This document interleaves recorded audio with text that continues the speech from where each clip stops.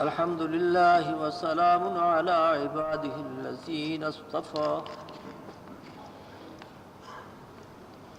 أشهد أن لا إله إلا الله وحده لا شريك له وأشهد أن محمدا عبده ورسوله أعوذ بالله السميع العليم من الشيطان الرجيم بسم الله الرحمن الرحيم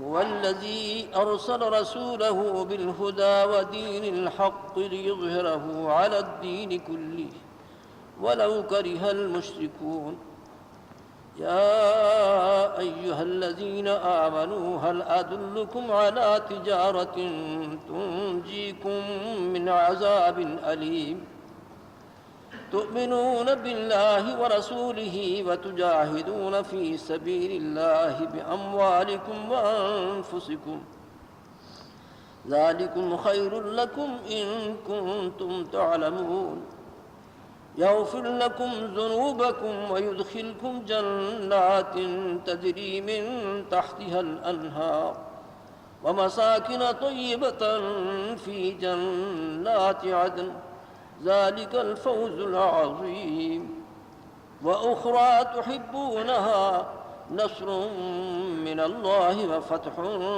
قریب وبشر المؤمنین۔ اللہ تعالیٰ کا لاکھ شکر ہے کہ اس نے ہمیں اپنے آخری پیغمبر محمد مصطفیٰ صلی اللہ علیہ وسلم کی امت میں پیدا فرمایا۔ یہ بہت بڑا اعزاز ہے کہ پہلی امتوں میں جو بڑے بڑے عابد و زاہد گزرے ہیں اور انہیں اللہ نے اپنی عبادت کے لیے بڑی لمبی عمر دی، پھر انہوں نے اپنے بیوی بچوں کو چھوڑ کر جنگلوں میں اور غاروں میں عبادت کی، لیکن اس امت کے اکثر لوگوں کو 50 سال یا 60 سال تک عمر دی ہے۔ کچھ وقت تو بچپن میں گزر گیا جبکہ نیکی بدی کی ہوش نہیں تھی، پھر اس کے بعد جوانی ملی لیکن اس میں بھی کچھ طغیانی آ گئی، بہت سی ایسی باتیں جو اس کے لائق نہیں تھیں وہ اس سے سرزد ہوئیں، پھر اس نے توبہ کی اور اللہ تعالیٰ کی خالص عبادت کی۔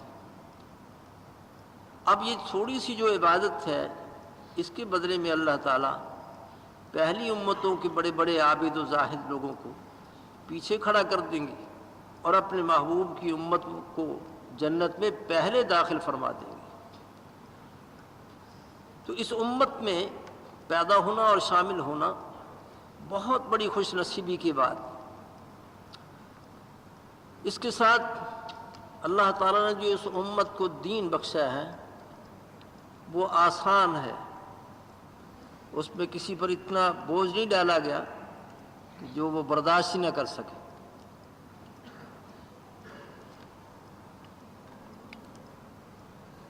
آپ کو معلوم ہے کہ اگر کوئی شخص کھڑے ہو کر نماز نہ پڑھ سکے تو اسے اجازت ہے کہ وہ بیٹھ کر پڑھ لے، اگر وہ بیٹھ بھی نہیں سکتا تو لیٹ کر پڑھ لے۔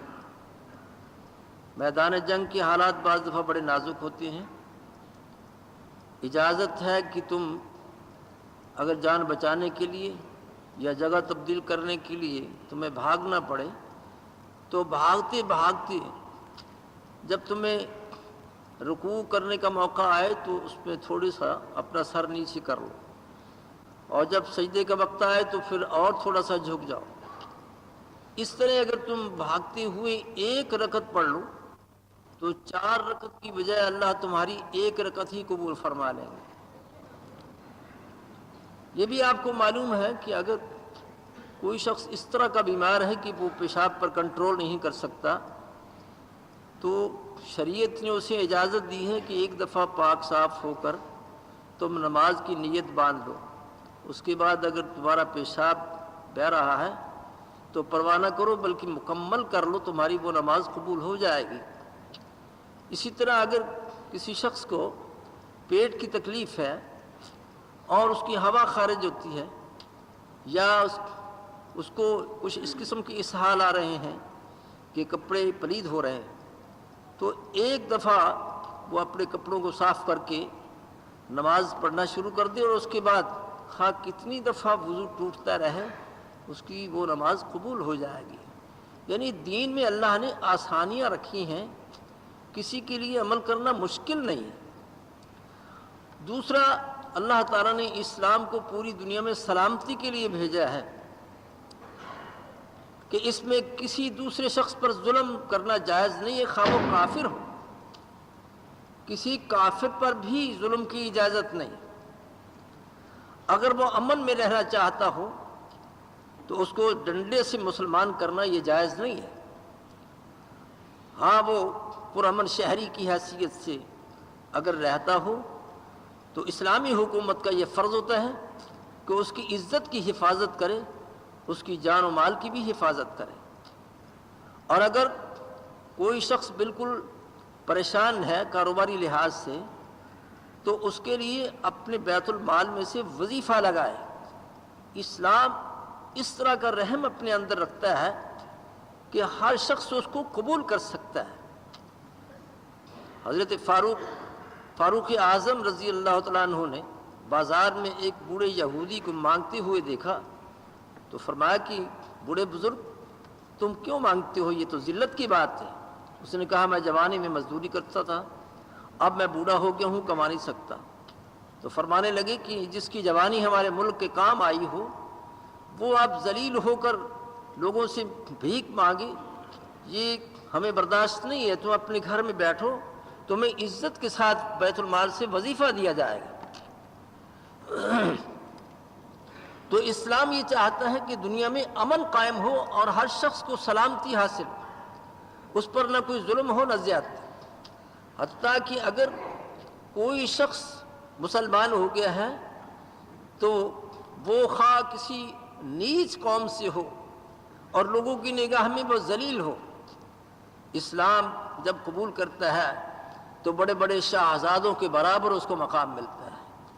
نبی کریم صلی اللہ علیہ وسلم نے اپنی حقیقی پھوپھی کی بیٹی حضرت زینب کا نکاح اپنے غلام سے کر دیا، حالانکہ اس دور میں غلاموں کو جانوروں سے زیادہ ذلیل سمجھا جاتا تھا، لیکن آپ نے اسے مقام بخشا اور اسلام کا ایک اصول بتایا کہ یہاں اونچ نیچ کوئی چیز نہیں ہے، بلکہ آپ نے عرب میں پیدا ہونے والوں کو فرمایا تھا کہ تم اپنے دماغ میں یہ بڑی نخوت رکھتے ہو کہ اجمی لوگ نیچے ہوتے ہیں اور ہم عربی لوگ ان سے اوپر ہیں۔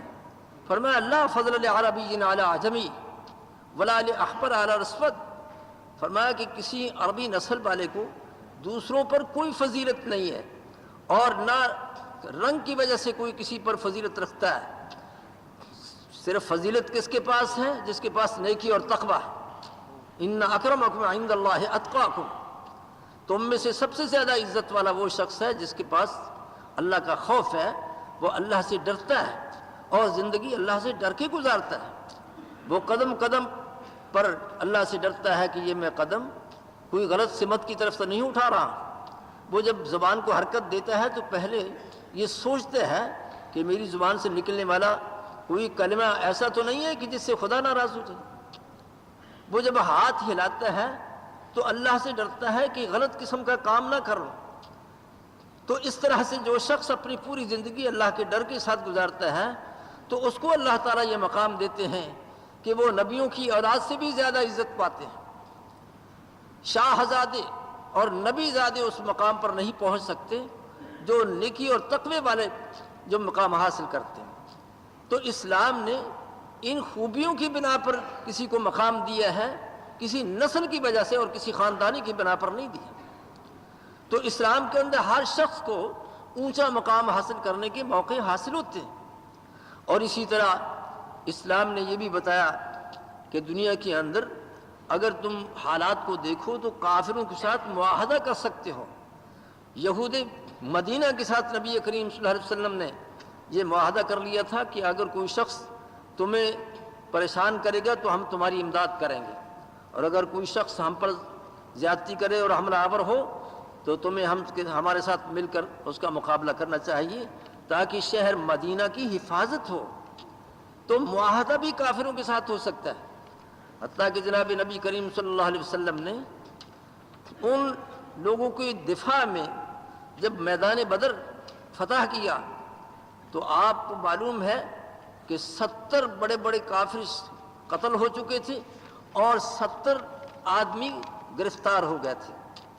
نبی کریم صلی اللہ علیہ وسلم نے ان کو جب حکم فرمایا کہ ان کو رسیوں سے جکڑ کے ایک جگہ پھینک دو، تو اس کے بعد آپ رات کو پریشان ہو رہے تھے۔ ایک صحابی نے دور سے دیکھا کہ آپ کبھی کھڑی ہو جاتی ہیں، کبھی بیٹھ جاتی ہیں، اور کبھی چل پڑتی ہیں اور کبھی ٹھہر جاتی ہیں، یہ کیا معاملہ ہے؟ وہ قریب آیا اور پوچھا کہ یا رسول اللہ صلی اللہ علیہ وسلم آپ کو کوئی پریشانی ہو رہی؟ فرمایا ہاں، میرے چچا جی حضرت عباس وہ حیران ہیں اور وہ کچھ پریشان سے معلوم ہوتے ہیں اور ان کی آواز مجھے آتی ہے تو اس سے مجھے پریشانی ہوتی ہے۔ اب اس کو آپ نے یہ تو نہیں فرمایا تھا کہ اس کی رسیاں ڈھیلی کر دو، لیکن اس نے اس خیال سے کہ ہاں حضور اس وجہ سے پریشان ہو رہے ہیں کہ آپ کے چچا جی کراہ رہے ہیں، اس نے جا کے ان کی رسیاں ڈھیلی کر دیں۔ جب وہ کراہنے کی آواز بند ہوگی تو آپ نے آواز لگائی کہ بھئی کیا بات ہے کہ اب ان کی آواز نہیں آتی؟ اس نے کہا حضور آپ جب پریشان ہو رہے تھے تو میں نے ان کی رسیاں ڈھیلی کر دی ہیں، اب وہ سکون کے ساتھ پڑے ہیں۔ آپ نے فرمایا تو تم نے صرف حضرت عباس کی رسیاں ڈھیلی کرنی تھی، تمام کافروں کی، ہمارے سب دشمنوں کی رسیوں کو ڈھیلا کر دو تاکہ سب کو امن نصیب ہو جائے۔ محمد مصطفیٰ صلی اللہ علیہ وسلم نے اس میں امتیاز نہیں کیا کہ یہ میرے رشتہ دار ہیں، حضرت عباس میرے چچا ہیں، ان کو تو آرام ملنا چاہیے اور دوسروں کو آرام نہیں ملنا چاہیے۔ پورا انصاف کیا کافروں کے درمیان میں بھی۔ اور اسی طرح پھر یہ بات آپ نے ضروری فرمائی کہ ہم دنیا میں صرف کافروں کو قتل کر کے جہنم بھرنے کے لیے نہیں آئے، بلکہ ہم سب لوگوں کو مسلمان بنانے آئے ہیں۔ اور اگر عین میدان جنگ میں کسی کافر نے مسلمانوں کو شہید کر دیا ہو اور بہت زیادہ نقصان کیا ہو، اس کے بعد وہ اگر کلمہ پڑھ دے تو اس کو معاف کرنا ضروری ہو جائے گا۔ ایک صحابی نے کہا کہ یا رسول اللہ صلی اللہ علیہ وسلم اگر کوئی کافر میرا بازو کاٹ دے اور اس کے بعد دوڑ کر کسی درخت کی اوٹ میں کھڑا ہو کر کلمہ پڑھ دے تو کیا میں اس سے انتقام لوں یا نہ لوں؟ آپ نے فرمایا اگر تم اس کا کلمہ سننے کے بعد اس سے انتقام لوگے تو تم اس کی اس حالت میں چلے جاؤ گے جو کلمہ پڑھنے سے پہلے تھی، یعنی تم کافر ہو جاؤ گے۔ تو نبی کریم صلی اللہ علیہ وسلم نے انتقام لینے کی بھی اجازت نہیں کہ جب ہمارا مقصد تو پورا ہو چکا ہے کہ اس نے کلمہ پڑھ لیا، یہی ہمارا مقصد تھا کہ وہ مسلمان ہو جائے۔ ایک جنگ کے دوران ایک شخص نے کئی صحابہ کو شہید کر دیا اور اس کے بعد جب حضرت اسامہ کی تلوار اس کے سر کے قریب پہنچی تو اس نے فوراً کلمہ پڑھ کر سنایا۔ انہوں نے یہ سمجھ کر کہ یہ صرف جان بچانے کے لیے پڑھ رہا ہے، انہوں نے گردن پر تلوار لگائی اور اس کی گردن اڑا دی۔ نبی کریم صلی اللہ علیہ وسلم کو جب اس بات کی خبر ہوئی تو آپ نے فرمایا کہ اسامہ تم نے کلمہ کا احترام نہیں کیا، قیامت کے دن کیا جواب دو گے جب یہ کلمہ تمہاری شکایت کرے گا کہ مولا کریم اس نے میرا احترام نہیں کیا؟ انہوں نے بتایا کہ یا رسول اللہ صلی اللہ علیہ وسلم اس نے بڑا نقصان کیا تھا، کئی صحابہ کو شہید کیا، اور اس کے بعد کلمہ اس وقت پڑھا جب میری تلوار اس کے سر پر آ چکی تھی۔ تو آپ نے فرمایا ہلا شققت قلبہ، تم نے پھر اس کا دل چیر کے کیوں نہ دیکھا کہ یہ کلمہ اس کے اندر سے نکل رہا ہے یا باہر سے پڑھ رہا ہے؟ تم نے کیوں نہیں اس کا لحاظ کیا؟ بار بار جب آپ نے تنبیہ فرمائی تو وہ کہتے ہیں کہ مجھے اتنی پریشانی ہوئی کہ بس تلوار لگاؤ اور اس کو کاٹتے جاؤ اور جہنم خدا کا بھر دو۔ بلکہ آپ جہنم میں جانے والوں کے لیے فرمایا کرتے تھے کہ انا آخذ بحجزکم وانتم تکحبون فی النار، کہ میں تمہیں کمر سے پکڑ کے پیچھے ہٹاتا ہوں اور تم مجھ سے زبردستی چھوٹ کر جہنم میں گرنا چاہتے ہو۔ میری کوشش یہ ہے کہ جب تک میرا بس چلے، بہت بھی طاقت ہے تو اس کو کھینچ کے جہنم سے بچایا اور جنت میں پہنچایا۔ آج اسی مشن کو لینے کے لیے اور اس کو دنیا میں پھیلانے کے لیے یہ امت مسلمہ کا فریضہ عائد ہو رہا ہے کہ ہم دنیا میں اسلام کو پھیلائیں جس میں ہر شخص کے لیے سلامتی ہے، ہر شخص کے لیے انصاف ہے. کوئی شخص بے انصافی کر کے اگر وہ وقت کا بادشاہ بھی ہو تو اس کو بھی کہنا ہوگا کہ اللہ کی عدالت میں اس کا جواب دینا پڑے گا. حضرت عمر رضی اللہ تعالیٰ عنہ بڑے عادل بادشاہ تھے، خلیفہ تھے، لیکن جب وہ یہ دیکھتے کہ میری اس پبلک میں اور عوام کے اندر کچھ لوگ ایسے بھی ہو سکتے ہیں جو مجھ سے جھجکتے ہو اور بات نہ کرتے ہو، تو مجھے رات کو پہرا دینا ہوگا اور دروازوں کے ساتھ کھڑے ہو کر مجھے یہ سننا ہوگا کہ جب لوگ اپنے گھروں میں اپنے بیوی بچوں کے پاس بیٹھتے ہیں تو اپنے دل کے بخار نکالتے ہیں اور اپنی پریشانیوں کا اظہار کرتے ہیں، تو میں رات کو جب میں ان کے دروازے کے ساتھ کھڑا ہو کر سنوں گا تو ہو سکتا ہے کہ مجھے پتہ چل جائے کہ انہیں کوئی شکایت ہے، کوئی تکلیف ہے، تو کل قیامت کی عدالت میں وہ میرے خلاف شکایت نہ کر دیں. یہ کیسا خلیفہ تھا کہ اس نے ہمارا پتہ ہی نہیں کیا، اسے کوئی احساس ہی نہیں تھا. ایک دن حضرت فاروق رضی اللہ تعالیٰ عنہ رات کو گھومتے ہوئے ایک دروازے کے قریب سے گزرے تھے تو ایک بچہ رو رہا تھا. انہوں نے آواز دی کہ یہ بچہ کیوں روتا ہے؟ اس کی امی نے کہا کہ حضرت عمر رضی اللہ تعالیٰ عنہ نے یہ قانون بنایا ہے کہ جب کوئی بچہ کھانا شروع کر دے گا اور ماں کے دودھ سے بے نیاز ہو جائے گا تو ہم اس کا وظیفہ لگا دیں گے تاکہ والدین کو اس کی پرورش آسان ہو جائے. تو چونکہ میں بہت ہی غریب عورت ہوں، میں یہ چاہتی ہوں کہ ابھی سے اس کا وظیفہ لگ جائے اور میں اسے دودھ چھڑانا چاہتی ہوں. انہوں نے کہا کیا تم نے 2 سال دودھ پلا دیا ہے؟ اس نے کہا نہیں بہت چھوٹا ہے. تو پھر تم کیوں اس کو اس طرح پریشان کر رہی ہو؟ میں غریب عورت ہوں جی، میں چاہتی ہوں کہ بس اس کو ٹکڑا پکڑا کے دکھا دوں کہ یہ اب کھانا شروع کر لیا ہے اس نے، اب آپ ہمارا وظیفہ لگا دیں. حضرت عمر رضی اللہ تعالیٰ عنہ نے اس بات پر غور کیا کہ میرے ایک قانون کی وجہ سے پتہ نہیں کتنے بچے اپنی ماں کے دودھ سے محروم ہو گئے ہوں گے. ساری رات روتے رہے، صبح کی نماز پڑھائی، رو کر پڑھائی، اور جب نماز سے فارغ ہوئے تو مدینہ شہر میں منادی کرنے والے کو بھیج دیے کہ جاؤ سارے شہر والوں کو بتاؤ کہ جب کوئی بچہ کسی کے گھر میں پیدا ہوگا ہم اسی دن سے اس کا وظیفہ لگا دیں گے. کوئی عورت اس کو 2 سال سے پہلے دودھ نہ چھڑائے، وہ اپنے دودھ سے اسے محروم نہ کرے. تو ایک بچے کی رونے پر اپنے قانون کو تبدیل کر دیا، قانون بدل دیا. ہمارے ہاں جلوس نکلتے ہیں، جلسے ہوتے ہیں، احتجاجی جلسوں پر لاٹھی چارج ہوتا ہے، لیکن اس کے بعد بھی قانون نہیں بدلتے. حالانکہ عوام پریشان ہو رہے ہوتی ہیں اور ٹیکس پہ ٹیکس لگ رہے ہوتے ہیں. میں اپنے پاکستان کی بات کر رہا ہوں. تو حالات یہ ہیں کہ ہر خلیفہ مسلم کا یہ فرض ہوتا ہے کہ اپنی پبلک کے تمام مسائل کا حل سوچے. ایک دن وہ جا رہے تھے، دیکھا کہ ایک مدینہ کے باہر ایک خیمہ لگا ہوا ہے. تو انہوں نے پوچھا کہ آپ کہاں سے تشریف لائے؟ انہوں نے بتایا کہ فلاں علاقے سے. تھوڑی دیر وہاں بیٹھے تو ان کے خیمے سے کراہنے کی آواز آئی. تو پوچھا کہ کیا بات ہے، کوئی بیمار ہے؟ انہوں نے کہا کہ یہ میری بیوی ہے اور اس کو کچھ ولادت کا موقع ہے، اس لیے وہ تکلیف میں ہے تو کراہنے لگی ہے. فوراً اٹھے، آدھی رات کے وقت اپنی بیگم کو جگایا اور فرمایا کہ آج رات تم ایک مسافر بھائی کی گھر میں دائی بن کے کام کرو گی. تو وہ ساتھ ہی آ گئی اور اس کی خدمت کی. تھوڑی دیر کے بعد انہوں نے آواز لگائی کہ امیر المومنین آپ کو مبارک ہو کہ اللہ نے آپ کے بھائی کو بیٹا عنایت فرمایا ہے. پھر مسافر کو یہ علم ہوا کہ آدھی رات کے وقت میری خدمت کرنے والا کون ہے؟ وقت کا خلیفہ ہے حضرت عمر رضی اللہ تعالیٰ عنہ. تو بھائی بات یہ ہے کہ اسلام جب کسی کے دل میں آتا ہے تو اس کے بعد اس کا یہ فرض ہو جاتا ہے کہ وہ ایک ایک شخص کے ساتھ محبت کرے اور اس کی تخلیق کا احساس کرے. یہ ہے اسلام. اس کی دعوت پوری مخلوق خدا کو دینا اور ہر مذہب کے سامنے رکھنا یہ ہمارا فرض ہے کہ آئیے آپ ایک ایسا دین قبول کریں جس میں ہر شخص کے لیے عزت ہے، ہر شخص کا احساس ہوتا ہے اور کوئی اونچ نیچ کا وہاں مسئلہ ہی نہیں ہوتا، بلکہ امن و سلامتی ہر شخص کو نصیب ہو جاتی ہے.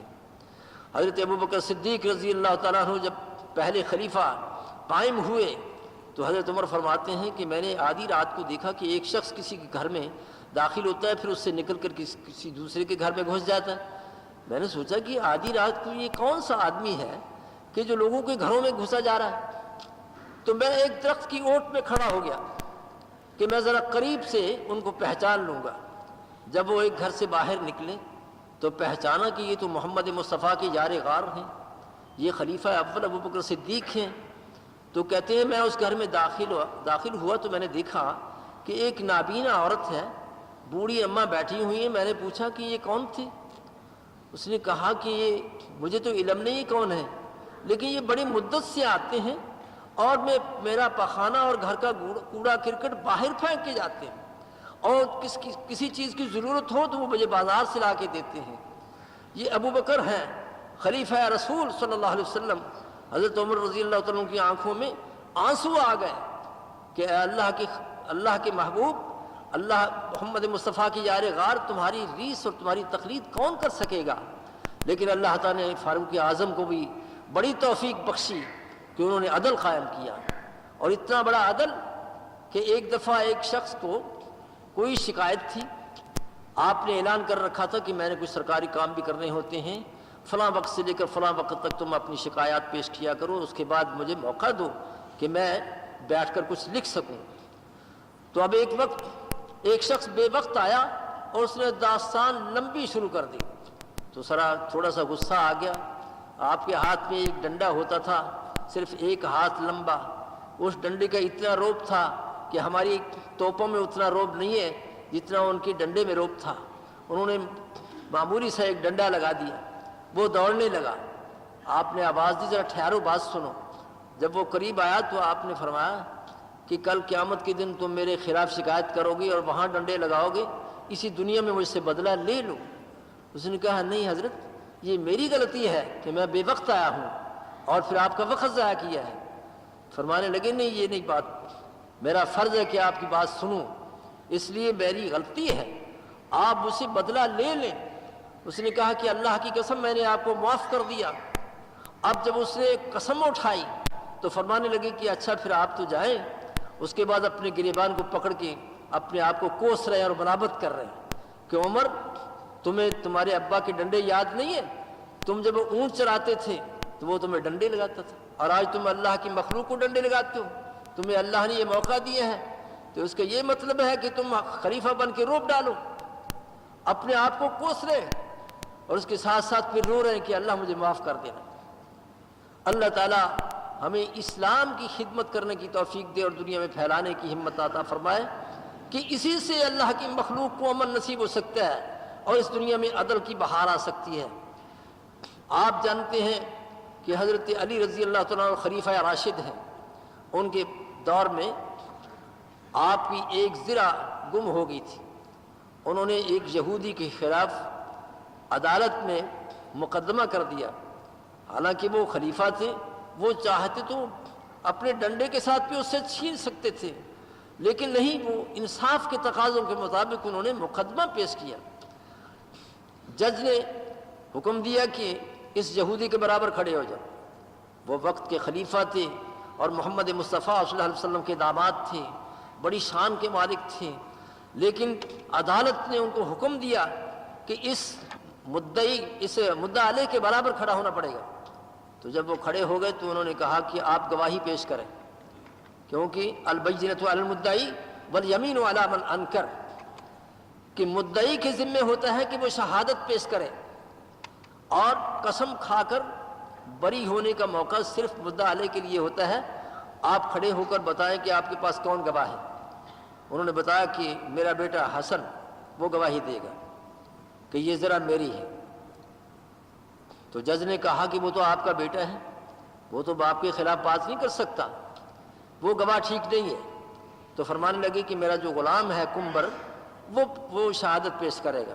فرمانے لگے وہ تو آپ کا غلام ہے، تو غلام تو اپنے مالک کی حمایت کرے گا، اس کے علاوہ کوئی اور گواہ پیش کرو۔ انہوں نے فرمایا کہ میرے پاس اور تو کوئی گواہ نہیں ہے۔ تو اب جج نے کہا کہ اب صرف حق ہے مدعا علیہ کا کہ وہ قسم اٹھا کر بری ہو سکتا ہے. اور جب یہودی سے پوچھا گیا کہ تم قسم اٹھا سکتے ہو کہ یہ میری ہے، اس نے کہا ہاں، جس نے تورات نازل کی، جس نے موسیٰ علیہ السلام کو جس نے موسیٰ علیہ السلام کو پیغمبر بنایا، میں اس کی قسم اٹھا کے کہتا ہوں کہ یہ زرہ میری ہے. اب عدالت نے فیصلہ کر دیا کہ یہ زرہ یہودی کو ملنی چاہیے. اب یہودی جب کامیاب ہو کر باہر نکلا تو اس نے حضرت علی سے فرمایا، حضرت علی سے کہا کہ حضرت بات تو یہ ہے کہ یہ زرہ آپ کی ہے، آپ جب جنگ جمل کو جا رہے تھے راستے میں گر کی تھی، میں نے پکڑ لی. لیکن آج اس عدالت کے فیصلے سے میں اتنا متاثر ہوا ہوں کہ میں نے کلمہ پڑھ لیا ہے اور مسلمان ہو گیا، میں مسلمان ہو گیا، تو آپ یہ زرہ اپنی آپ قبول کریں. تو فرمانے لگے کہ تم چونکہ مسلمان ہونے کے بعد میرے بھائی ہو گئے ہو، اب میں خوشی سے تمہیں دے رہا ہوں، جاؤ تم رکھو اپنی اس زرہ کو.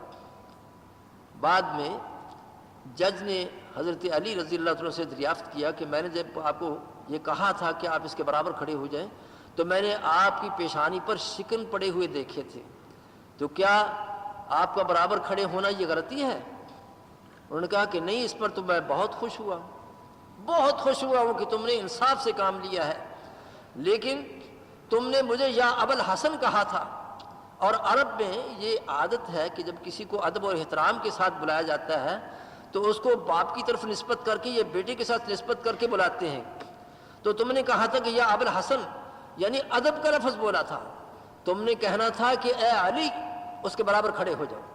تم نے یہ بے انصافی کی ہے کہ تم نے اس کا تو نام لیا لیکن مجھے ادب سے بولا کہ اے ابو الحسن کھڑے ہو جاؤ. یہ تمہاری بے انصافی ہے. مجھے بھی تم نے یہی کہنا تھا کہ اے علی، اس کے برابر کھڑے ہو جاؤ. اسلام یہ بتاتا ہے کہ جب مقدمے ہوتے ہیں تو وہاں شاہ بھی برابر کھڑے ہوتے ہیں اور محکوم بھی اسی کے برابر کھڑے ہوتے ہیں. اسی اسلام کی دعوت دینے کے لیے ہمارا یہ فرض بنتا ہے کہ ہم پوری کائنات کے اندر اللہ کے اس دین اسلام کو پھیلا دیں تاکہ اللہ کی مخلوق کو امن نصیب ہو جائے اور ہر شخص کو عزت نصیب ہو جائے. اللہ تعالی ہمیں اس بات کی توفیق عنایت فرمائے. اللہ فرماتے ہیں هو الذی ارسل رسولہ بالہدی ودین الحق لیظہرہ علی الدین کلہ ولو کرہ المشرکون. اللہ نے اپنے رسول کو بھیجا ہی اس لیے ہے کہ وہ اللہ کی طرف سے دی ہوئی ہدایت کے ساتھ، وہ جو اللہ نے ان کو ہدایت عطا فرمائی تھی اس کے ساتھ، اور نظام کائنات جو سچا نظام ہے، مخلوق کو زندگی گزارنے کے لیے جو اللہ نے نظام دیا ہے، اس نظام کو ساری دنیا میں غالب کر دے اور باقی جتنے نظام ہیں وہ ختم ہو جائیں جس میں بے انصافی ہے، جس میں مخلوق پر ظلم ہوتا ہے، جس کے ساتھ نسلی امتیازات باقی رہتے ہیں. یہاں نسلی امتیاز بھی نہیں رہ سکتا، یہاں صرف عدل اور انصاف ہوتا ہے. تو فرمایا کہ اللہ تعالیٰ نے اپنے محبوب کو کس لیے دنیا میں بھیجا ہے؟ تاکہ نظام عدل دنیا میں قائم کیا جائے اور وہ ہدایت لوگوں میں پھیلائی جائے، جس کے بعد ہر شخص ذلت کے گڑھے سے نکل کر اللہ کے دربار میں پہنچ جاتا ہے. وہ کسی درخت کے آگے نہیں جھکتا، وہ کسی پتھر سے نہیں ڈرتا. حتیٰ کہ حجر اسود کو مخاطب کر کے حضرت عمر فرما رہے تھے کہ انک حجر، میں جانتا ہوں کہ تم ایک پتھر ہو، تم نہ تو کسی کو نفع پہنچا سکتے ہو نہ کسی کا تم کچھ بگاڑ سکتے ہو. اگر میں نے محمد مصطفیٰ صلی اللہ علیہ وسلم کو یہ نہ دیکھا ہوتا کہ انہوں نے تم کو بوسہ دیا تھا، اگر انہوں نے بوسہ نہ دیا ہوتا تو میں ایک پتھر سمجھ کے تمہیں بوسہ نہیں دے سکتا تھا، لیکن تیرا احترام انہوں نے کیا ہے اس لیے میں بھی بوسہ دے رہا ہوں، ورنہ تم ایک پتھر ہو، تم کسی کا کچھ نہیں بگاڑ سکتے. یہ ہے کہ کسی خواب و حجر اسود ہو اس سے ڈرنا، اس سے کوئی امیدیں رکھنا، یہ ایمان نہیں ہے. ایمان کا تقاضا یہ ہے کہ صرف ایک اللہ سے امیدیں رکھی جائیں اور صرف اللہ سے ڈر رکھا جائے، تو اللہ کے سامنے جھکا جائے. ابھی کسی ساتھی نے یہ سوال کیا تھا کہ ایک درخت جھک رہا ہے اور وہ نماز پڑھ رہا ہے، اس لیے اب اس کے بارے میں اشاعت کی جانی چاہیے تاکہ لوگ وہاں پہنچیں اور وہاں کی جو مجاور ہیں ان کو کھانے پینے کا سامان دیا جائے تاکہ وہ عیاشیاں کریں. تو ہر ایسے دربار جن میں اللہ کی عبادت کی بجائے مخلوق کی عبادت شروع ہو جائے، اس میں پھر عیاشی بھی ہوتی ہے اس میں بے انصافی بھی ہوتی ہے، اس کے اندر پھر برائیاں پیدا ہوتی ہیں۔ اس لیے صرف ایک ہی دربار ہے جہاں اللہ کے خوف کی وجہ سے کسی کو جرأت نہیں ہوتی، وہ اکیلا بھی ہو تو وہ خدا سے ڈرتا ہے، کوئی کسی انسان کی آنکھ نہ دیکھتی ہو پھر بھی وہ اللہ سے ڈرتا رہتا ہے اور گناہ کی جرأت نہیں کرتا۔ کہتے ہیں کہ اگر علم زیادہ آ جائے تو لوگ جرائم چھوڑ دیں گے، لیکن ہم نے اخبارات میں پڑھا ہے کہ جہاں شراب جو ہے فیصد بہت زیادہ ہے تعلیم کی، وہاں جب ایک دفعہ لائٹ چلی گئی تو ایک شہر کے اندر ہزاروں قتل ہو گئے، اغوا کی وارداتیں ہوئیں اور گھروں کو آگ لگا دی گئی۔ تو یہ کون سا نظام ہے کہ تعلیم اگر زیادہ ہو جائے گی تو جرائم ختم ہوگی؟ تو جرائم اس وقت ختم ہوگے جب لوگوں کے دل کے اندر ایمان پیدا ہوگا، اللہ کا خوف پیدا ہوگا، اس وقت جرائم ختم ہو جائے گی۔ تو آپ نے یہ کئی دفعہ سنا ہوگا کہ ایک شخص سے کوئی ایسا گناہ سرزد ہو گیا کہ جس پر سنسار کرنے کی سزا ہوتی ہے، اس نے آ کے عرض کیا یا رسول اللہ صلی اللہ علیہ وسلم مجھ سے گناہ ہو گیا ہے۔ آپ نے اس کو ٹالنے کی اور اس پر پردہ ڈالنے کی ترغیب دی کہ آپ کے جرم کو کوئی نہیں جانتا، آپ اللہ سے بات کریں، اللہ معافی دینے والا ہے۔ اس نے کہا کہ حضور وہ گناہ بہت بڑا ہے، میں چاہتا ہوں کہ میرے بارے میں یہ فیصلہ ہو جائے کہ اس کو معاف کر دیا گیا ہے، اگرچہ الگ ہو کر اور تنہائی میں اگر میں اللہ سے معافی مانگوں تو اللہ معاف کرے گا، لیکن اس کے لیے اعلان تو نہیں ہوگا۔ اگر مجھ پر حد جاری کر دی جائے گی تو ایک طرح سے اعلان ہو جائے گا کہ اس کو اب معاف کر دیا گیا ہے، تو اس لیے میں یہ چاہتا ہوں کہ مجھے آپ پاک کر دیں۔ آپ نے 2-3 دفعہ بلکہ 4 دفعہ اعراض فرمایا اور اس کو ٹل جانے کی ترغیب دلائی، لیکن اس نے کہا کہ نہیں اب میرا ضمیر اس کو برداشت نہیں کر سکتا، آپ مجھ پر وہ حد لگائیں۔ چنانچہ آپ نے صحابہ کو حکم فرما دیا کہ جاؤ اس کو باہر لے جائیں اور اس پر پتھراؤ کریں، پھر آخر تک آپ پتھراؤ کریں تاکہ یہ ختم ہو جائے۔ جب یہ خود مطالبہ کر رہا ہے تو اللہ کا قانون اس پر جاری کر دو۔ پہلے تو وہ برداشت کرتا رہا، لیکن جب جان کنی کا موقع آیا تو وہ بیچارہ بھاگ نکلا۔ تو انہوں نے آواز لگائی دور سے آنے والے ایک شخص کو کہ ذرا پکڑو، اس پر حد جاری ہو رہی ہے۔ اس نے اونٹ کا ایک گھٹنا پڑا تھا، ہڈی بہت بڑی پڑی تھی، اس نے وہ ہڈی اٹھائی اور سر پر دے ماری، وہ بیچارہ وہاں ختم ہو گیا۔ بعض صحابہ کی زبان سے یہ بات نکلی کہ نبی کریم نے ٹالنے کی کوشش کی تھی، لیکن اس نے اس وقت تک سانس نہیں لیا جب تک کہ کتے کی موت مر نہیں گیا۔ اللہ، یہ گستاخی کے الفاظ حضور صلی اللہ علیہ وسلم تک پہنچے۔ وہ ایک مجمع کی شکل میں جا رہے تھے کہ آپ نے ایک جگہ ایک برا ہوا گدھا دیکھا جس سے سڑان کی بدبو آ رہی تھی اور اس کے قریب کھڑا ہونا مشکل ہو رہا تھا۔ تو آپ نے ان کا نام لے کے فرمایا کہ فلاں کہاں ہے؟ انہوں نے کہا جی لبیک، ہم حاضر ہیں۔ آپ نے فرمایا ادھر آؤ اور یہ گدھا کھاؤ۔ کہا حضور کیا بات ہے، یہ تو گدھا اگر زندہ کو تکبیر پڑھ کر بھی ذبح کیا جائے تو یہ حرام ہے، لیکن یہ تو مردار ہے اور گلا سڑا ہوا ہے، تو اس کو کس وجہ سے ہم کھائیں؟ آپ نے فرمایا ایک مسلمان بھائی کی شان میں جو تم نے الفاظ کہے تھے وہ اس گدھے کے کھانے سے بھی زیادہ برے تھے۔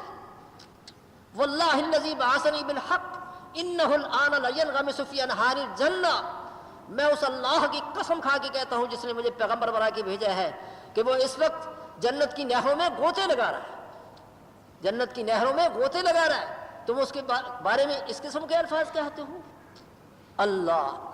تو وہ عدالت میں خود ہی پیش ہوا، کسی CID نے آپ کو اطلاع نہیں دی، پولیس نے تفتیش نہیں کی، بلکہ خود بخود پیش ہو کر اپنے جرم کی سزا لے رہا ہے اور بار بار اس پر کہہ رہا ہے کہ حضور مجھے پاک کرو، مجھے پاک کرو۔ صرف ایک ہی صورت ہے دنیا سے جرائم ختم ہونے کی کہ دلوں میں اللہ کا خوف پیدا کیا جائے، اللہ کا ڈر دلوں میں آ جائے، پھر اس وقت وہ اس طرح خود عدالت میں پیش ہو سکتے ہیں۔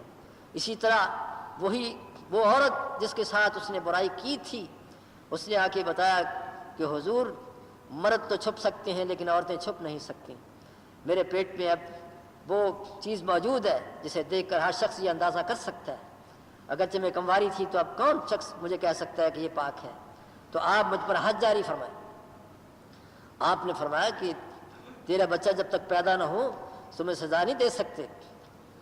اس نے کہا کہ اچھا جی، پھر جب بچہ پیدا ہوا تو اس کے بعد اس کمزور حالت کے اندر اس نے بچے کو اٹھایا اور حضور کی خدمت میں لا کے پیش کر دیا کہ یا رسول اللہ صلی اللہ علیہ وسلم یہ میرا بچہ پیدا ہو چکا ہے، اب تو مجھے پاک کر دیں، اب تو پاک کر دیں۔ آپ نے فرمایا اس ننھے بچے کو کون پال سکتا ہے کہ تم ہی ماں کی محبت کے ساتھ اس کو پال سکتی ہو، اس لیے تم اس کو اس وقت تک پرورش کرو جب تک کہ یہ کوئی کھانا پینا شروع نہ کر دے۔ اب اس بیچاری نے دودھ پلانا شروع کیا اور جلدی جلدی سے اس کو کھلانے کی عادت ڈالی اور طریقہ سکھایا، اور پھر کچھ دنوں کے بعد آ کے اس کے ہاتھ میں ٹکڑا پکڑا کے دکھایا کہ یا رسول اللہ صلی اللہ علیہ وسلم یہ دیکھ لیں آپ کہ یہ خود کھا رہا ہے، اب تو مجھے پاک کر دو، کیا معلوم کہ میں پاک ہونے سے پہلے دنیا سے رخصت ہو جاؤں اور اسی طرح کالا منہ لے کے خدا کے حضور حاضر ہو جاؤں، آپ مجھ پر رحم فرمائیں، مجھے پاک فرمائیں۔ آخر آپ نے حکم فرما دیا۔ حضرت خالد بن ولید رضی اللہ تعالیٰ عنہ کو ایک پتھر نوکیلا تھا، وہ جب لگا تو خون کا فوارہ نکلا، ان کی کپڑوں پر اس کی چھینٹیں پڑ گئے، کہنے لگے تم خود تو پلید ہوئی تھی، اس کے ساتھ مجھے بھی پلید کر رہی ہوں۔ نبی کریم صلی اللہ علیہ وسلم نے ڈانٹا کہ اللہ کے بندے، یہ توبہ ایسی توبہ ہے کہ اگر مدینہ کے بڑے بڑے ظالموں میں تقسیم کر دی جائے تو وہ سب کو بخشوانے کے لیے کافی ہو سکتی ہے، تم اس کے متعلق یہ سوچ رہا۔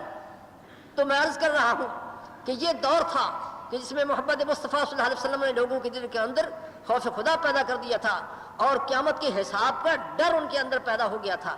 وہ محاسبے سے ڈرنے کی وجہ سے جرائم چھوڑ چکے تھے، حتیٰ کہ سینکڑوں میلوں تک کسی شخص کو اکیلی عورت کو جاتے ہوئے دیکھ کر بھی یہ جرأت نہیں ہوتی تھی کہ وہ اس کی طرف میری آنکھ اٹھا کے دیکھے۔ آج بھی پوری دنیا کے لیے ہم یہ دعوت پیش کرتے ہیں کہ اسلام کو قبول کر لو، اسلام قبول کر لو، پھر ہر جگہ ہی امن قائم ہو جائے گا اور مخلوق کو اللہ تعالیٰ اس دنیا کے اندر بھی عزت عطا فرمائے گا کہ جہاں جس میں اونچ نیچ ہی نہیں ہے، جس میں ہر شخص کو یہ مواقع حاصل ہے کہ وہ اگر نیکی و تقویٰ کو اختیار کر لے تو وہ نبیوں کے بیٹوں سے بھی زیادہ شان حاصل کر سکتا ہے اور جنت میں بہت اونچے درجوں پر پہنچ سکتا ہے جہاں شہزادے نہیں پہنچ سکیں گے۔ نبیوں کو اراد جن کے اندر عمل نہیں ہے، فرمایا من بطأ بہ عملہ لم یسرع بہ نسبہ، جس کے عمل نے اس کو پچھلے لوگوں میں شامل کیا ہے، جو عمل میں کھوٹا ہے، سست ہے، کمزور ہے، وہ اپنی خاندانی کی وجہ سے اگلی صفوں میں نہیں جا سکتا، وہ پیچھے ہی رہے گا۔ جس کے عمل نے اس کو ڈھیلا کر دیا اور سب سے پیچھے کر دیا ہے، اس کو اس کی خاندانی آگے نہیں کر سکے گی۔ اس لیے اللہ تعالی ہمیں توفیق دے کہ ہم محمد مصطفیٰ کے لائے ہوئے اس پیارے دین کو پوری دنیا کے اندر پھیلا دیں، تاکہ اس دنیا کے اندر ہمیں بھی عزت نصیب ہو جائے اور اس کے ساتھ ساتھ پوری دنیا کے اندر امن قائم ہو جائے۔ محمد مصطفیٰ صلی اللہ علیہ وسلم نے جنگ بدر لڑی، اس کے بعد جنگ احد ہوئی اور جنگ احد کے بعد جنگ احزاب بھی ہو گئی۔ اس چھٹے سال میں، چھٹے سن ہجری کے اندر آپ کو خواب میں خانہ کعبہ نظر آیا تو آپ نے فرمایا کہ اللہ نے مجھے اپنا گھر دکھایا ہے، اب مجھے صبر نہیں ہو سکتا، میں ضرور دیکھوں گا۔ صحابہ عرض کرتے ہیں کہ یا رسول اللہ صلی اللہ علیہ وسلم، اس مکے والوں کے ساتھ تو ہماری 3 بڑی بڑی جنگیں ہو چکی ہیں، وہ ہمیں مکے میں داخل کیسے ہونے دیں گے؟ آپ نے فرمایا چلو ہم کوشش تو کریں گے، پھر اللہ کو جیسے منظور ہوگا۔ نبی کریم صلی اللہ علیہ وسلم نے 1400 صحابہ کو اپنے ہمراہ لیا، حدیبیہ کے مقام پر آپ نے قیام فرمایا اور فرمایا کہ پہلے مکہ والوں کو اطلاع دینی چاہیے کہ ہم کسی لڑائی کے لیے نہیں آئے بلکہ اللہ کا گھر دیکھنے آئے ہیں، آپ بھی امن سے بیٹھے رہیں، کوئی چھیڑخانی نہ کریں، اور ہم بھی بڑے پرامن طریقے سے اللہ کا گھر دیکھ کے عمرہ کر کے واپس چلے جائیں گے۔ آپ نے حضرت عمر رضی اللہ عنہ کو فرمایا کہ آپ جائیں اور ان کو یہ اطلاع دے دیں۔ انہوں نے کہا کہ میرے ساتھ تو بڑی ان کی سخت دشمنی ہے، وہ مجھے برداشت نہیں کر سکتے، آپ حضرت عثمان کو بھیجیں رضی اللہ عنہ، ان کا لوگ حیا کرتے ہیں۔ نبی کریم نے فرمایا تھا کہ حضرت عثمان سے تو اللہ کے فرشتے بھی حیا کرتے ہیں۔ مکہ والوں کو جا کر انہوں نے فرمایا کہ دیکھو ہم بڑے امن کے ساتھ آئے ہیں اور امن کے ساتھ ہی اللہ کا گھر دے کے واپس چلے جائیں گے، محمد مصطفیٰ یہاں قریب ہی ایک جگہ قیام فرما ہے تو آپ ذرا اجازت دے دیں۔ انہوں نے کہا کہ خود تم تو عمرہ کر سکتے ہو لیکن تمہارے پیر اور تمہارے مرشد کو ہم مکہ میں داخل نہیں ہونے دیں گے۔ انہوں نے فرمایا کہ اگر وہ نہیں کر سکتے تو پھر میں بھی عمرہ کیسے کر سکتا ہوں، میں نہیں کروں گا۔ انہوں نے ایک مکان کے اندر بند کر دیا اور افواہ اڑا دی کہ ان کو شہید کر دیا گیا۔ محمد مصطفیٰ صلی اللہ علیہ وسلم نے حدیبیہ کے مقام پر اپنے 1400 صحابہ سے بیعت لی، ان سے عہد لیا کہ ہم حضرت عثمان کے خون کا بدلہ لینے کے لیے یا تو خود سب کے سب شہید ہو جائیں گے یا مکے کی اینٹ سے اینٹ بجا دیں گے۔ جن لوگوں نے ایک مسلمان کے خون کا بدلہ لینے کے لیے ان کا اتنا احترام کیا کہ اپنا خون بھی ان کی خاطر بہانے کا عہد کر لیا، تو اللہ نے آسمان سے قرآن نازل فرما دیا کہ میں ان سب لوگوں پر راضی ہو چکا ہوں ہمیشہ کے لیے. لقد رضی اللہ عن المؤمنین اذ یبایعونک تحت الشجرہ، جو درخت کے نیچے بیٹھ کے آپ کے ساتھ عہد کر رہے ہیں، میں ان سب پر راضی ہو چکا ہوں. یہ بہت بڑا اعزاز تھا کہ ہمیشہ کے لیے اللہ ان پر خوش ہو گیا. لیکن تھوڑی دیر کے بعد پتہ چلا کہ حضرت عثمان تو زندہ ہے ماشاءاللہ، وہ واپس آ گئے. لیکن آپ نے کوشش یہ فرمائی کہ مکہ والوں کے ساتھ صلح ہو جانی چاہیے. یہ لڑائی، اس کے نتیجے میں تو لوگ قریب بھی نہیں آتے، قرآن بھی نہیں سنتے، اور پھر ہر وقت خطرہ ہی خطرہ ہے. تو اس کی بجائے ہمیں صلح کر لینی چاہیے. چنانچہ مکے والوں نے اپنا ایک نمائندہ بھیج دیا. اب اس نمائندے نے آتے ہی کہا کہ دیکھیے آپ کو اجازت نہیں ہے کہ آپ مکے کی طرف منہ بھی کریں. آپ نے فرمایا کیا تم ہمیشہ کے لیے جنگ ہی پسند کرتے؟ ہمیں صلح کرنی چاہیے، ہم آخر رشتہ داری رکھتے ہیں، خون کا رشتہ موجود ہے، تو کیا اس طرح نسلوں کو بھی لڑائی کی آگ میں جھونکنا پسند کرتے ہو؟ اس نے کہا چلو ٹھیک ہے صلح کرو. آپ نے فرمایا بتاؤ کس طرح شروع ہو، کس طرح شروع ہو؟ اس نے کہا کہ پہلی بات تو یہ ہے کہ آپ اس دفعہ واپس چلے جائیں، ہم آپ کو عمرہ نہیں کرنے دیں. ہاں اگلے سال آپ آ جائیں، لیکن ہتھیار اپنے ہمراہ نہ لائیں. اگر ایک آدھ راستے کی کسی مصیبت کے دفاع کے لیے، بچاؤ کے لیے اگر لانا چاہتے ہو تو اس پر چیتھے لپیٹ کے لائیں تاکہ اس سے کوئی خطرہ محسوس نہ ہو. ٹھیک ہے بھائی. دوسری شرط اسے یہ پیش کی کہ آپ کی طرف اگر کوئی ہمارا آدمی کلمہ پڑھ کر جائے تو اسے ہمارے حوالے کر دیں کہ اس نے کیوں فرار کیا ہے، آپ اس کو ہمارے حوالے کریں. اگر آپ کی طرف سے کوئی آدمی کافر ہو کر، یعنی آپ کی نگاہ کے اندر ہمارا مذہب قبول کر کے آئے گا تو ہم واپس نہیں کریں، ہم اسے واپس نہیں کریں. آپ نے فرمایا چلو ٹھیک ہے اللہ حافظ ہے. اس قسم کی ان کی سخت شرطیں آپ قبول فرما رہے تھے صرف امن کی خاطر. اور آپ یہ بھی سمجھ رہے تھے کہ ہماری اصل کام تو ہے تبلیغ حق. تبلیغ کے راستے میں یہ بہت بڑی رکاوٹ ہے کہ یہ لوگ خطرے کی بنا پر ہمارے قریب ہی نہیں آتے. اس لیے ہمیں چاہیے کہ صلح کر لی جائے تاکہ ہر شخص ہمارے قریب آئے، اللہ کا قرآن سنے اور مسلمان ہو جائے. تو آپ نے اس کی سخت شرطوں کو قبول فرما لی. صحابہ کرام پریشان ہو رہے ہیں کہ آج رسول اکرم صلی اللہ علیہ وسلم ان کی ایسی ایسی شرطوں کو قبول کر رہے ہیں جیسے ہم کمزور ہیں. آخر حضرت عمر رضی اللہ تعالیٰ بول پڑے کہ یا رسول اللہ علیہ وسلم کیا اسلام سچا دین نہیں ہے؟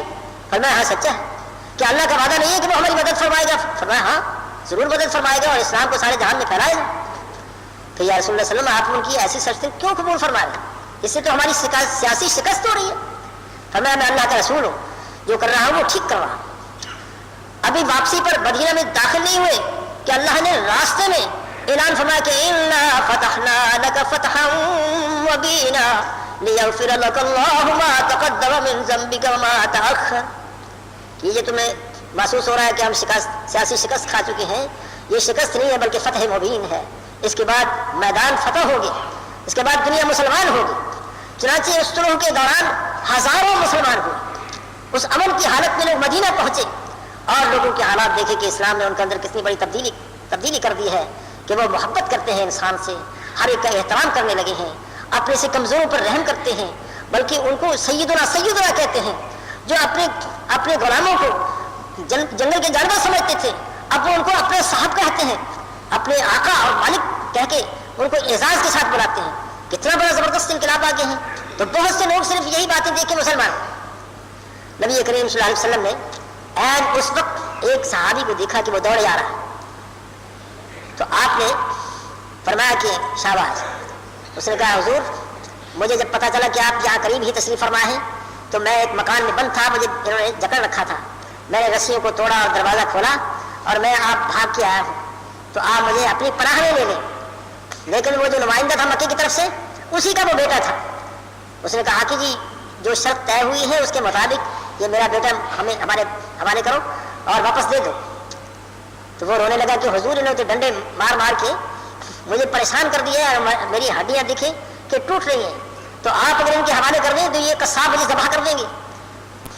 تو آپ نے تھوڑا سا ایک موقع دیکھا کہ ہمارے قانون کے اندر گنجائش ہے کہ جب تک دونوں طرف سے دستخط نہ ہو جائے اس وقت تک عمل درآمد شروع نہیں ہوتا.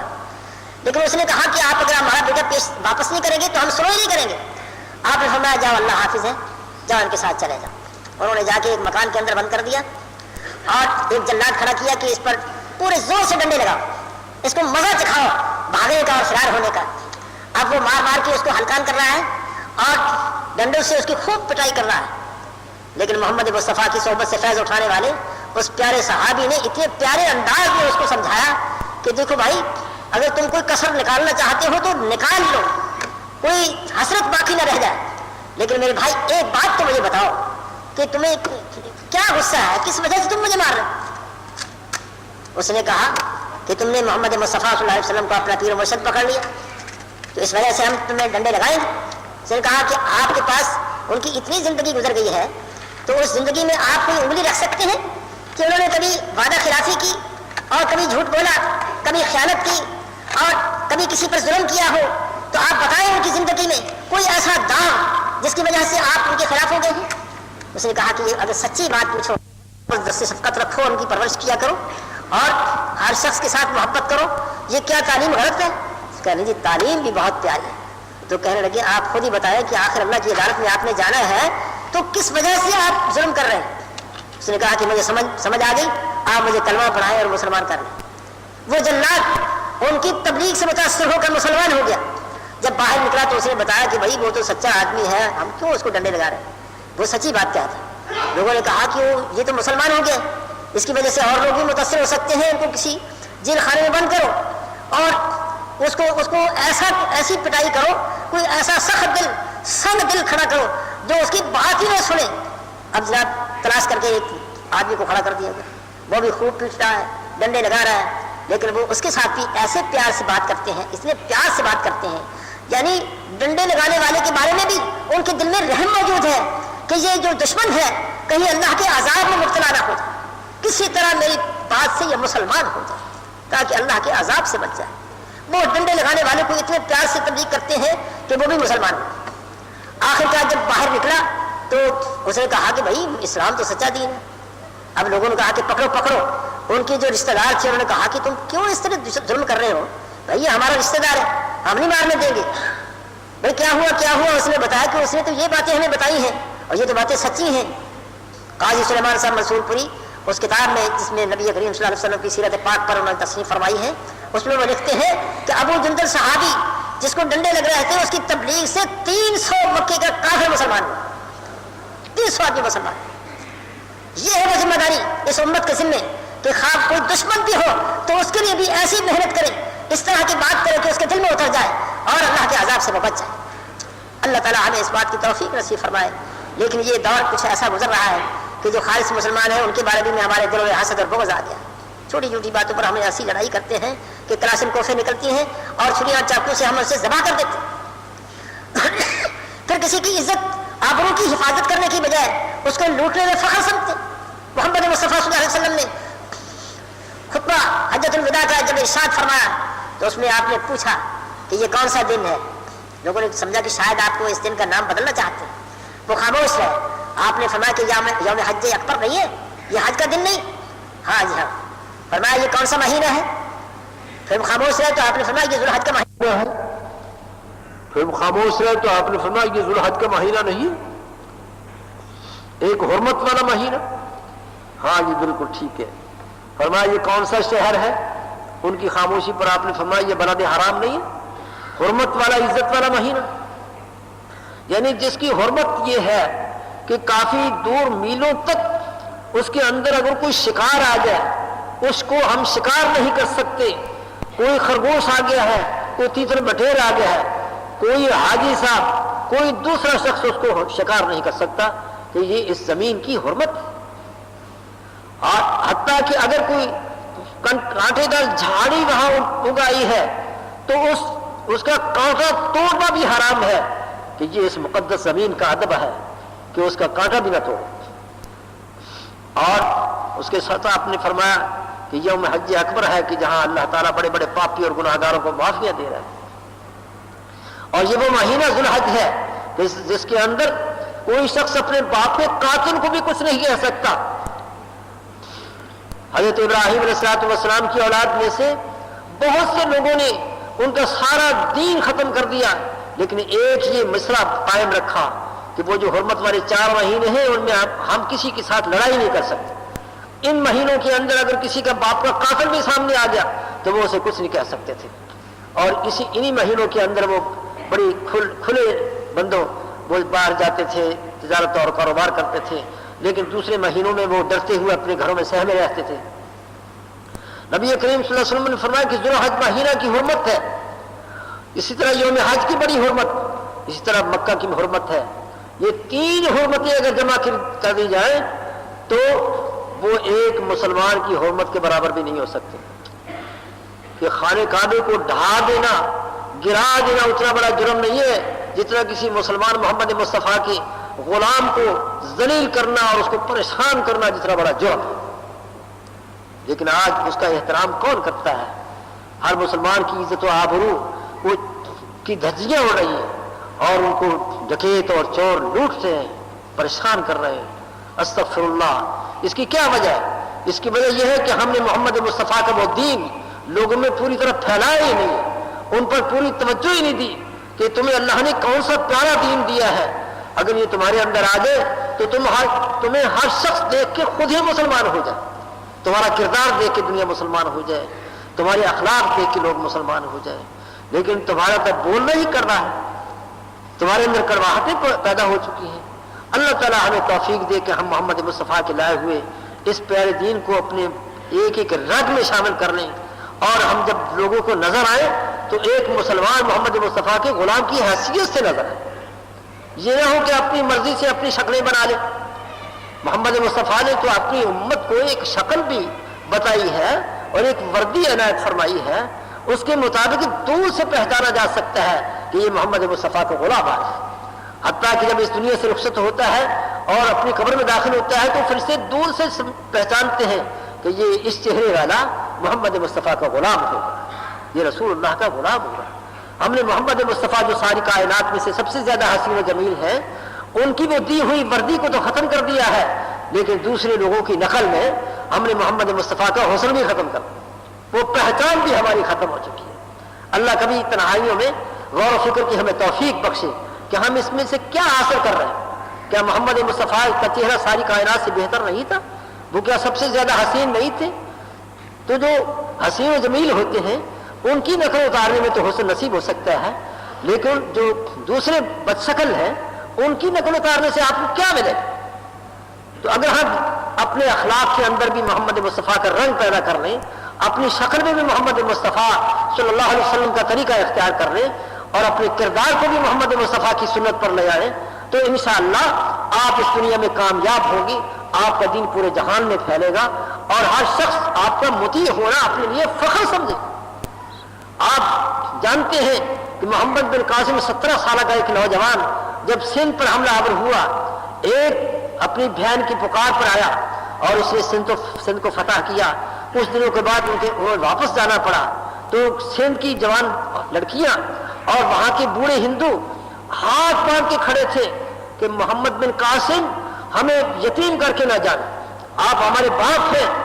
وہ جوان بیٹیاں کہہ رہی تھیں کہ آپ ہمارے ابو ہیں، ہم یتیم ہو جائیں گے، جب آپ جائیں گے تو ہم یتیم ہو جائیں گے۔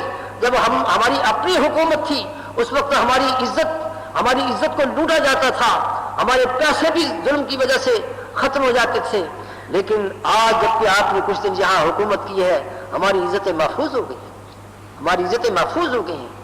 مسلمان خواہ وہ نوجوان ہو خواہ وہ بوڑھا ہو، اس کی حکومت کے اندر ہر شخص کی بلکہ کافر کی بھی عزت محفوظ ہو جاتی ہے۔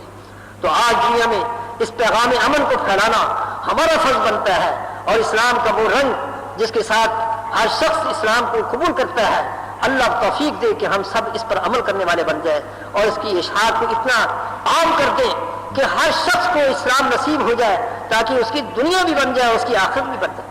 میں آخری الفاظ میں صرف قرآن حکیم کی آیات کا ترجمہ پیش کروں گا کہ اللہ نے قرآن حکیم میں فرمایا کہ یہی وہ کاروبار ہے، یہی وہ تجارت ہے جس کی وجہ سے آپ کو اللہ کے عذابوں سے نجات نصیب ہو سکتی ہے۔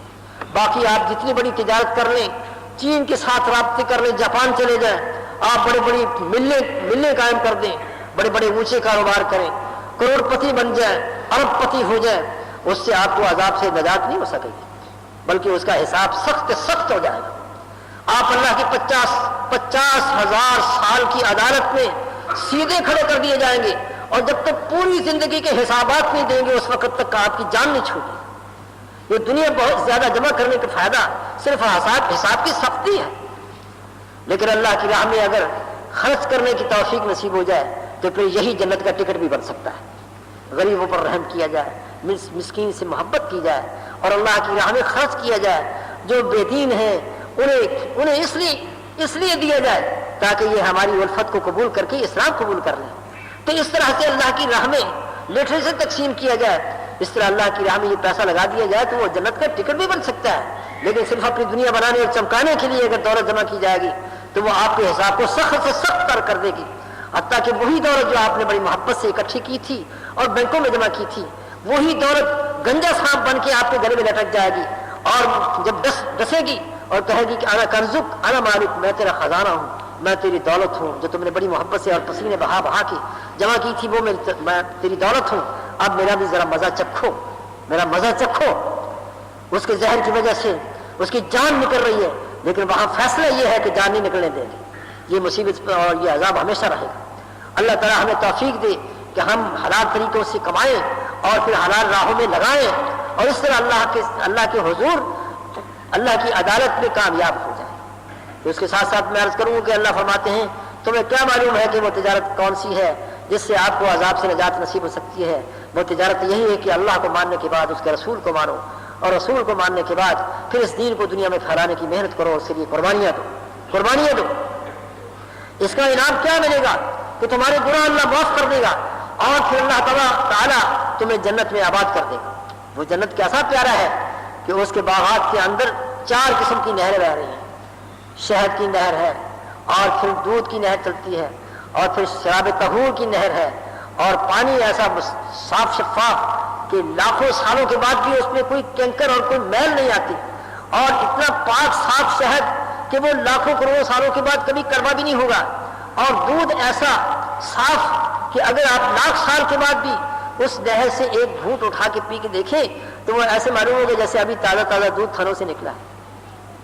تو فرمایا کسی چیز کی وہاں کمی نہیں رہ جائے گی اور لاکھوں میلوں تک تمہارے باغات پھیلے ہوں گے اور اس پر ہمیشہ ہی پھل لگے ہوں گے, پکے ہوں گے اور پھر لگے رہیں گے. یہ نہیں ہوگا کہ آپ کو 2 منٹ کے لیے انتظار کرنا پڑے, بلکہ آپ کی نگاہ اگر کسی پھل پر پڑ گئی ہے تو اللہ تعالیٰ اس درخت کو حکم فرمائیں گے کہ تم دوڑ کے ان کے سامنے پیش ہو جاؤ. وہ ابھی سوچ ہی رہا تھا کہ میں اس درخت کا فلاں پھل جو ہے جس پر میری نگاہ پڑی ہے وہ میں نے کھانا ہے, اس لیے کہ مجھے اس سے رس کے قطرے گرتے ہوئے نظر آ رہے ہیں, وہ بہت ہی رسیلا ہو چکا ہے اور بڑا لذیذ ہو گیا ہے, تو اب اس کو کھانا چاہیے. تو وہ صرف ابھی سوچ ہی رہا ہے کہ درخت دوڑ کے سامنے آئے اور اپنا سر اس کے سامنے جھکائے گا اور ساتھ ہی اس پھل سے آواز آئے گی کلوا واشربوا ہنیئا بما اسلفتم فی الایام الخالیہ. جناب حاضر ہو گئے ہوں, آپ ہمیں کھائیں, مزے اڑائیں. یہ سب انعام کس بات کا ہے کہ تم نے دنیا میں دین کی محنت کی تھی, اللہ کی پیاری پیاری اور بڑی خوبصورت نماز پڑھی تھی, اللہ کے دین کے لیے قربانیاں پیش کی تھی, اپنے آرام چھوڑ دیے تھے, کام چھوڑ دیے تھے. اس لیے اللہ نے اب آپ کو کام کرنے کی اور زحمت اٹھانے کی یہاں تکلیف ہی نہیں دی. اب آپ کے لیے ہر چیز حاضر. لکم فیہا ما تشتہی انفسکم ولکم فیہا ما تدعون نزلا من غفور رحیم. تمہارے دل میں جو آئے گا یہاں وہ ملتا جائے گا, جو تمہاری زبان پر آئے گا وہ فوراً پورا کر دیا جائے گا. اور پھر یہ مہمانی کس کی طرف سے ہو رہی ہے؟ یہ اس غفور الرحیم کی طرف سے مہمانی ہے, جو 40 برس تک جس نے خدا کا نام تک نہیں لیا اور اللہ کے حضور ایک سجدہ نہیں کیا, وہ جب اس تائب ہوتا ہے تو اللہ تعالیٰ اس کو جنت میں داخل کرتے وقت یہ نہیں فرمائے گا کہ تم نے 40 تک تو ہمارا نام 40 سال تک تو تم نے ہمارا نام ہی نہیں لیا, اب 40 سال تک تمہیں جنت کی نعمتوں سے محروم رکھیں گے اور یہ بھوک تمہیں برداشت کرنی ہوگی اور اس کے بعد تمہیں ہمیں جنت میں داخلہ عطا کریں گے اور پھر بعد میں میوے بھی تمہیں دیں گے. یہ نہیں بات, بلکہ کہ 100 سال کا کافر بھی تائب ہو گیا ہے اور جو مشرک تھا, پلیت تھا, اس نے بھی اگر شرک سے توبہ کر لی ہے تو اللہ تعالیٰ پہلے ہی دن اس کو جنت میں داخل کر کے کھانے عنایت فرمائے. یہ نزل من غفور رحیم ہے, جو بخشنے والا ہے اور بہت ہی زیادہ مہربان ہے. یہ اس کی طرف سے مہربانی ہو رہی ہے.